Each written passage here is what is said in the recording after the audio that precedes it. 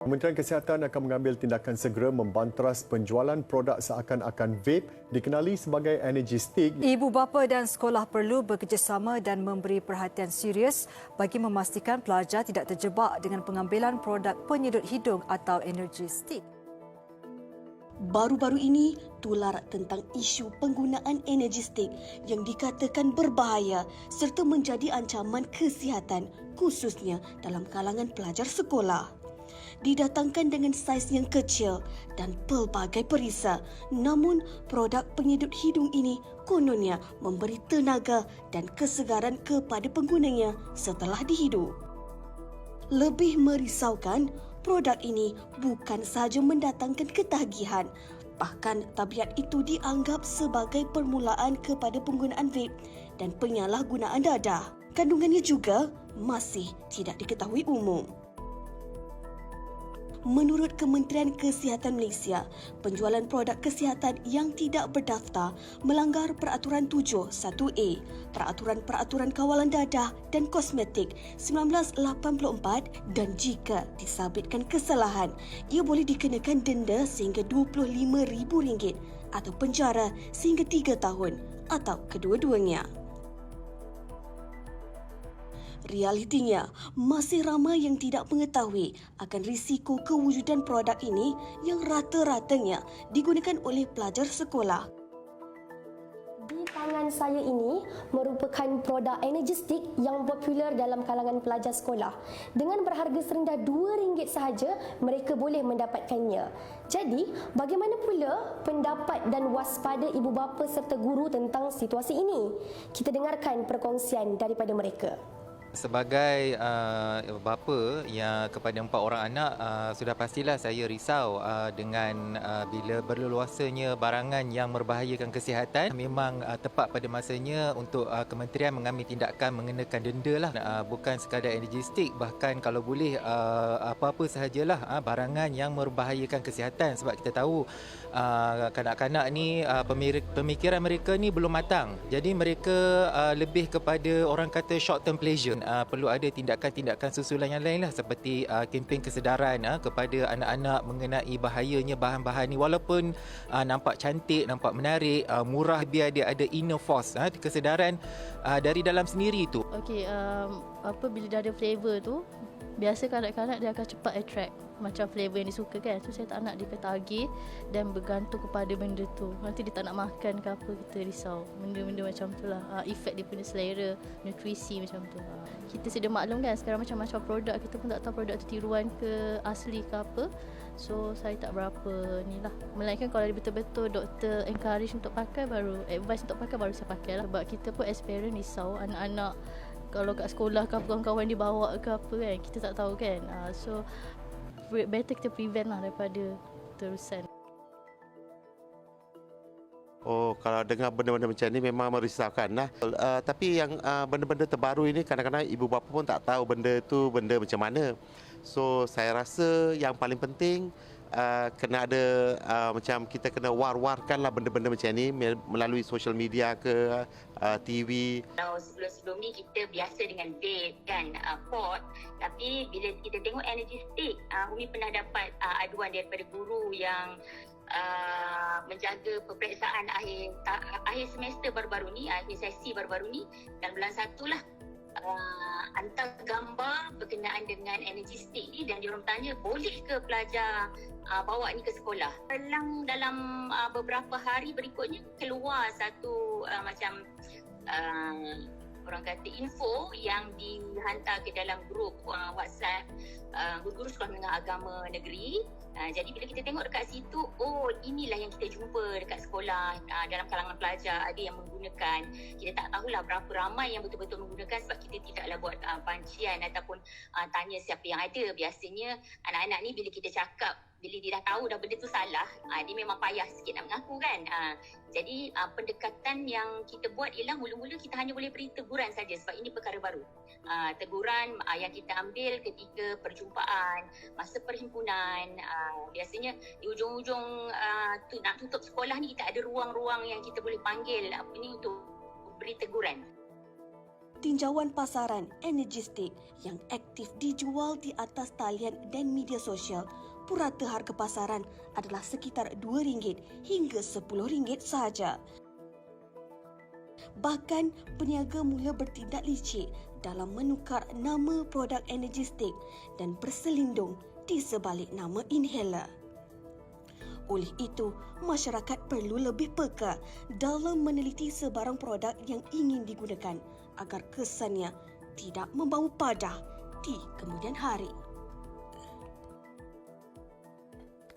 Okey, satu berita ataupun perkongsian yang saya kira begitu padat mengenalkan kita tentang apakah itu Energistik. Mungkin dalam kalangan ibu bapa yang tak sempat melihat pada video-video yang tular, anak-anak sekolah menggunakan Energistik tersebut. Inilah dia cerita yang kita nak bawakan ini, mengundang pelbagai reaksi, terutama sekali kebimbangan dalam kalangan ibu bapa. Betul, harganya pun tidak begitu mahal, murah sahaja, boleh didapatkan oleh sebab itulah remaja-remaja ni boleh dapatkan, dan mereka ni kadang-kadang ialah fikir benda nak style saja.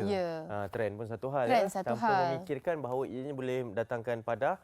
Kita dulu masa kecil-kecil tak adalah sampai nak ada ambil alat tambahan apa semua untuk energi apa semua, tapi mungkin trend sekarang lah. Sebab tu kita nak kongsikan daripada sudut penguatkuasaan dan juga undang-undangnya jugalah berkaitan dengan perkara ini. Kita bawakan Encik Ashraf Elmiza Ahmad, Ketua Penolong Pengarah Cawalan Kawalan Iklan Bahagian Penguatkuasaan Farmasi daripada Kementerian Kesihatan Malaysia. Assalamualaikum, selamat pagi.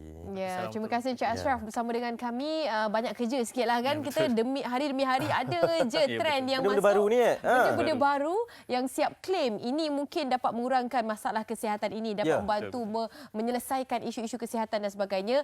Pihak KKM pastinya melakukan pemantauan. Kita cerita tentang Energistik ni. Setakat ini, apakah dapatan daripada pemantauan pihak KKM sendiri melihat kepada trend yang sedang digunakan pakai oleh anak-anak pelajar-pelajar sekolah ini? Okey, yang pertama kita perlu tahu, kita lihatlah setakat ini penjualan Energistik baru-baru ni tular lah di media sosial, dan kita dapatkan penjualan itu meningkatlah. Dia satu produk yang baru dan terdapat banyak penjualan atas talian terutamanya produk ini. Jadi ia membimbangkanlah bagi terutama kepada ibu bapa. Ya betul, ya betul.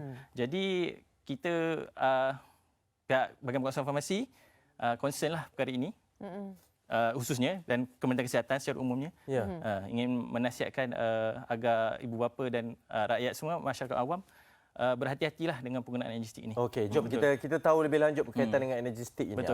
Mana datangnya? Apa yang mereka claim ni dengan penggunaan Energistik ni? Apa yang boleh kita samakan dengan benda yang dah sedia ada di pasaran pada ketika ini? Okey, betul. Okey, pertama kita perlu tahulah Energistik itu apa. Okey, kalau kita tak tahu, maka kita ingat benda tu selamat. Betul, sebab packaging dia menarik, nampak murah, satu lagi. Satu point, dia murah dan accessible. Dan melalui atas talian dia boleh didapatkan dengan mudah. Mudah kan? Betul. Jadi pertama, dia adalah satu nasal inhalant atau penyedut hidung. Okey. Kita boleh samakan dengan kalau Hanif pernah tersumbat hidung. Sekarang tengah tersumbat. So jadi dia macam kalau kita familiar lah biasa dengan produk yang ada corong tu. Mungkin saya tak boleh sebutkan minyak angin itulah ya. Ya betul, kita sedut rasa berangin, segar, hidung tu clear, rasa clear dari sumbatan tu. Dia boleh saya katakan dia mirip dengan produk tersebut lah. Tapi beza dia tidak berdaftar.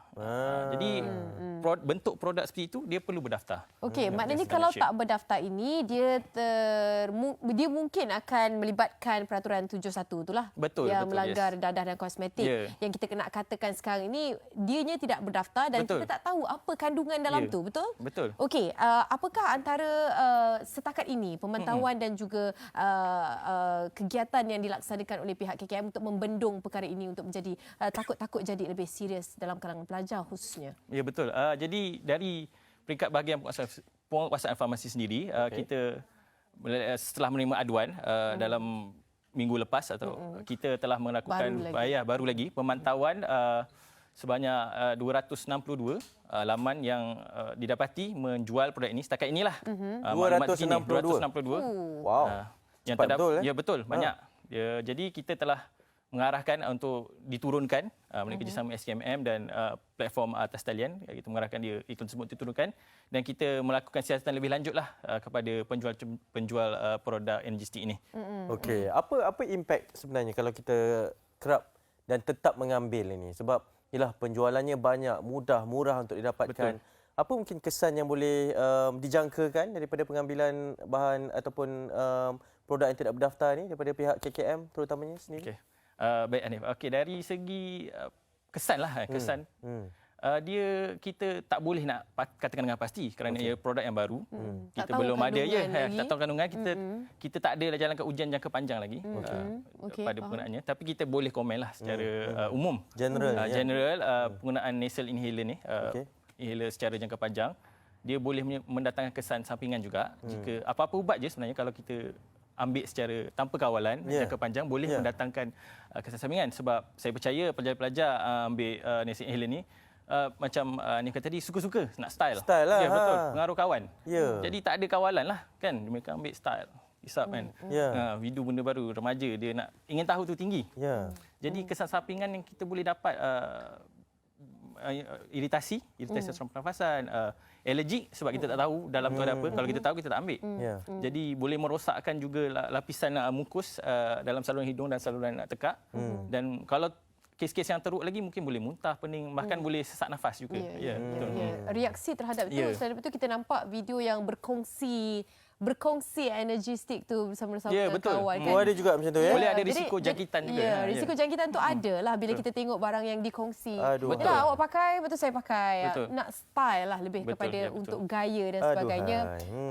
Kita khawatir sekarang ni, saya tidak dapat menafikan packaging dia sangat menarik perhatian. Betul. Kan? Saya kira dia marketing di situ memang sangat bijak dari segi ada sahaja substitutnya adalah inhaler yang dah pun dijual di pasaran. Tapi dia agak sangat biasa dan bila keluar benda baru yang packaging dia sangat cantik, menarik perhatian. Apa antara aduan-aduan lain yang diterima oleh ibu bapa ataupun dalam kalangan-kalangan mereka yang khawatir dan bimbang tentang situasi ini? Mungkin pihak KKM mendapat aduan tersebut. Ya, betul. Antara kebimbangan lah yang kita dapati, perkara ini adalah satu habit, boleh membentuk satu tabiat lah, habit di kalangan anak-anak muda dan remaja. Boleh menyebabkan, mungkin saya tak kata dia boleh, tapi mungkin menyebabkan ketagihan. Dan boleh menyebabkan perasaan ingin tahu untuk mencuba satu benda yang lebih dahsyat lagi. Betul. Seperti menghidu kalau kita tahu menghidu gam. Menghidu gam. Bermula dari sebegini lah. Bermula dari perkara yang nampak harmless, kalau boleh kata harmless, tapi dia boleh menyebabkan perkara yang lebih serius. Okey, saya suka nak bawa perkara ini sebab sebelum ini kecoh dengan isu vape-nya ataupun e-cigaretnya kan, rokok elektroniknya lah. Ada juga bahan-bahan terlarang yang dibawa masuk ke situ. Betul. Adakah kebimbangan itu sama dengan energy stick ini? Ada kemungkinan ke arah itu juga pemantauan daripada pihak KKM? Betul. Mungkinlah dia bermula dari benda perkara seperti energy stick ini, dia boleh membawa ke vape. Tapi kita tak boleh samakanlah vape dengan energy stick ini, kerana vape itu berbeza secara alatnya dan kandungannya. Vape itu kita dapati dia ada nikotin lah. Memang tahu kebanyakan vape ada nikotin. Manakala energy stick ni dia lebih ringkas, dia hanyalah satu alat bekas yang mengandungi sponge dan dalam sponge itu dia mengandungi bahan kimia lah yang kita sedut sebegitu. Tapi mungkin boleh menyebabkan leading to the use of vape dan merokok, dan saya kata tadi lah perkara yang lebih dahsyat lagi. Betul. Semuanya bermula sebegitu kan? Ya, betul. Kita nak cerita tentang masalah produk ini adalah tidak berdaftar. Betul. Bila tak daftar, kita tak tahu isi kandungan. Okey. Jadi bagaimana dari sudut penguatkuasaan terhadap segala jenis produk yang dijual berkaitan dengan peraturan 71 ini yang tidak didaftar? Apakah antara penguatkuasaan yang boleh dilaksanakan di bawah naungan KKM ini? Okey. Kita di bawah bahagian penguatkuasaan farmasi ada 15 cawangan CPF negeri, cawangan penguatkuasaan negeri. Di seluruh negara kita menjalankanlah terutama di zaman internet sekarang, kita melakukan pemantauan produk-produk dijual secara atas talian. Bukan hanya bila ada aduan je, memang boleh kata 5 hari seminggu lah, 5 hari bekerja, dan mungkin 24/7 lah kita melakukan pemantauan, dan kita akan mengambil tindakan lah kepada produk tak berdaftar. Kita juga ada melakukan serbuan, operasi, kita melakukan rampasan. Juga kita membuat siasatan dan bawalah pesalah-pesalah ini ke mahkamah dan kita akan dakwalah. Betul. Dan di bawah Akta Jualan Ubat, Jualan Dadah 1952. Ya, betul. Tapi agak sukar untuk dibuktikan sebab dia dalam talian. Ya, betul. Betul. Tapi kita adalah Ada caranya lah. Adalah secret of the trade, kita tak boleh nak. Ada caranya pemantauan. Betul. Tadi wartawan kami sempat buat laporan, katanya kalau dah search tentang energy stick tu dah tak ada dah. Tak ada. Dah tak ada. Dia dah tukar kepada inhaler. Ya, sekarang mungkin sudah Itu tukar. trik mereka dah tukar. Jadi kita akan bekerjasama dengan online platform ni. Memang sudah kita setiap tahun adakan dialog dengan mereka. Kita educate mereka, memberi kesedaran kepada mereka untuk cakap tentang educate ni, sekarang ni musim cuti persekolahan lah. Betul. Saya percaya ramai ibu bapa yang ambil cuti bersama dengan anak-anak, pelajar-pelajar pun tengah tengok kita ni. Nasihat ni daripada pihak KKM sendiri berkaitan dengan perkara ini. Sebab kita tak boleh nafikan bila ialah remaja sifat ingin tahu, style, trend itu kadang-kadang kita pun nak cuba-cuba juga kan. Betul. Nasihatnya sendiri daripada pihak KKM kepada mereka lah yang ingin mencuba benda yang tidak berdaftar dan kita tak tahu apa kandungannya lagi ni. Okey, kepada terutamanya kepada pelajar lah, anak-anak muda, remaja, kalau boleh janganlah mudah terpengaruh dengan trend-trend begini yang boleh saya kata tidak sihat lah juga. Nampak style, tapi kalau boleh kita amalkan gaya hidup sihat saja. Pastikan kalau nak guna ubat tu ubat berdaftar. Pastikan ada logo hologram Pharmatech dan nombor pendaftaran MAL. Jadi anda boleh pastikan dulu produk daftar dulu, periksa dahulu. Jangan mudah terpengaruh lah. Kadang-kadang kita dah tahu tapi sifat malas untuk mengambil tahu dengan tepat itu masih lagi ada. Lepas tu nama dia pun Energy Stick. Yalah, kita rasa okeylah kan. Itulah marketing dia ni. Packaging.